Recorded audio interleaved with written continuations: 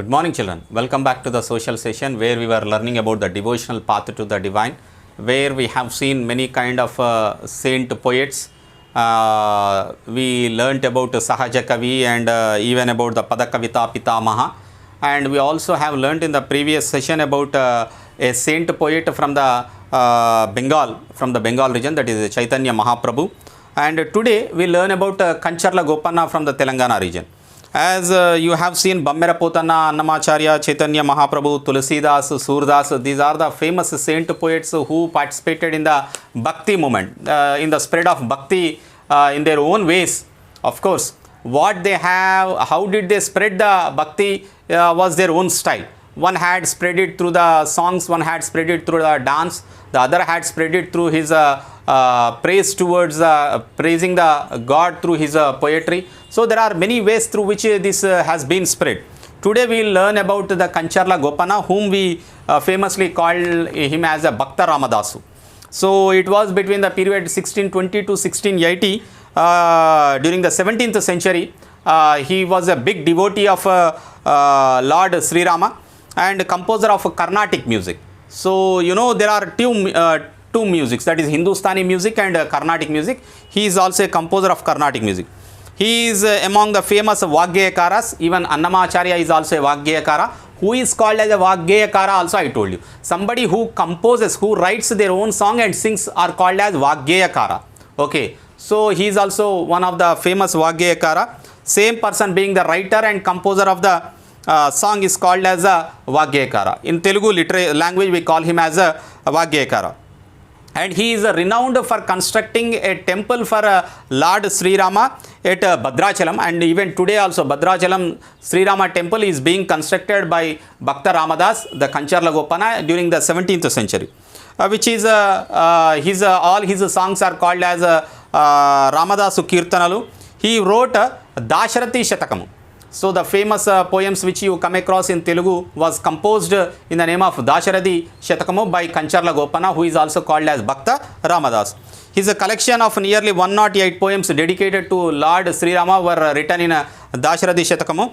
And Tulsidas, after the Kancharla Gopana, the other renowned Vaggayakaras or the renowned poet saints was Tulsidas, who conceived of God in the form of Rama, and Tulsidas' composition, the Ramacharita which he wrote actually in Awadhi language, a language which is used in the eastern Uttar Pradesh. Awadh language is mostly used in the eastern Uttar Pradesh, and this Ramacharita which is composed by Tulsidas is written in Awadhi language only, which is very important as an expression of his devotion and dedication towards Lord, which is a great literary work.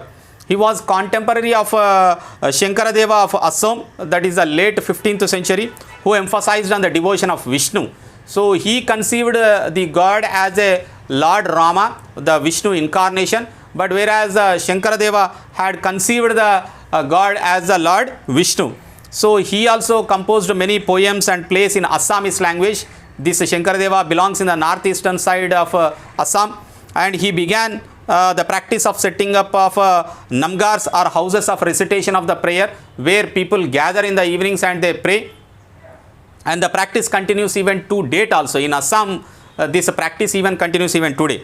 So this tradition also included the saints like Dadu Dayal Ravidas and even Mirabai. Mirabai was actually a Rajput princess and married into a royal family of Mewar in the 16th century. Mirabai became a disciple of Sadhu Ravidas, a saint from a caste called as untouchable caste, but she became a devotee of him. She was devoted to Krishna and composed innumerable bhajans in the name of Lord Krishna, expressing her intense devotion to the God.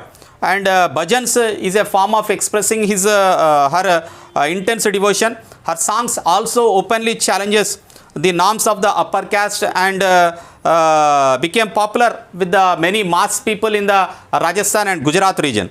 A unique feature of most of these saints is that their work was composed in regional languages and could be sung by the common people in common language. It was not in the languages that which the mass cannot understand.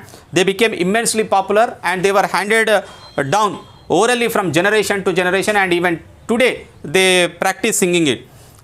Usually the poorest and most deprived families, communities, and especially the women transmitted these songs, often adding their own experience. Thus, the songs which we have today are much creation of the saints of that time, and generations they have been sung, and they have become a popular of our living popular culture. So these all things have been contributed from generation to generation. We will see a closer look to Kabir in the next class, children. Kabir Das is also one such a famous saint poet. About Kabir Das we will see in the next class, children. Thank you.